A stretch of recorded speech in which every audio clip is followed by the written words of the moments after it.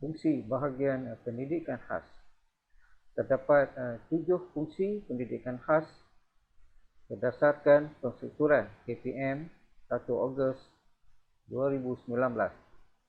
Fungsi pertama, memperluas akses dan ekuiti pendidikan kepada MDPK melalui Sekolah Pendidikan Khas SPK, Program Pendidikan Khas Integrasi PPKI dan Program Pendidikan Inklusif PPI.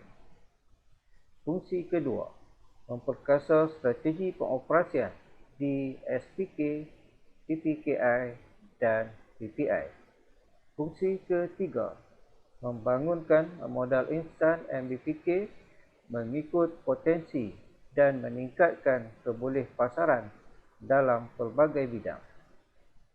Fungsi keempat, membangunkan kapasiti sumber manusia di bahagian SPK, PPKI dan PPI. Fungsi kelima, mempertingkatkan prasarana mesra orang kurang upaya OKU dan persekitaran pembelajaran yang kondusif di SPK, PPKI dan PPI. Fungsi keenam, memantapkan tadbir urus organisasi bahagian. Dan fungsi yang ketujuh, memperkasa perkhidmatan sokongan dan bantuan pendidikan khas. Seterusnya, fungsi sektor pendidikan khas. Terdapat 14 fungsi sektor pendidikan khas.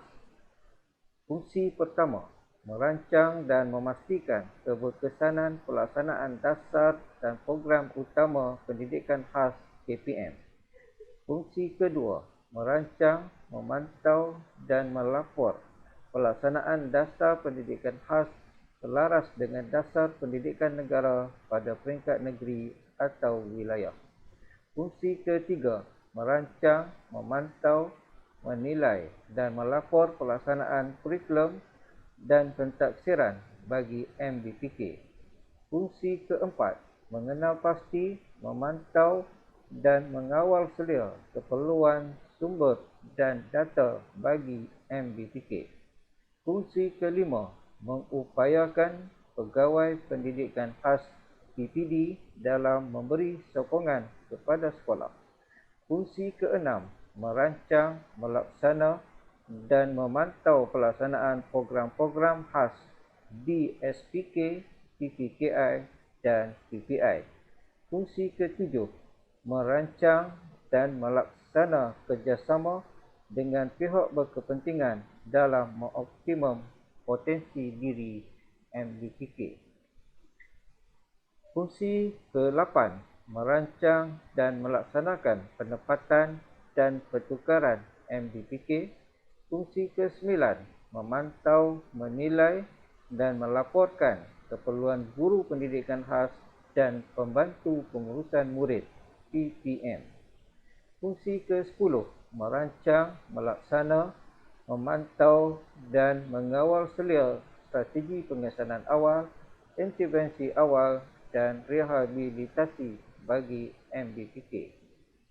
Fungsi ke-11, memantau dan menilai keperluan peralatan khas serta bahan sokongan pengajaran dan pembelajaran MDPK.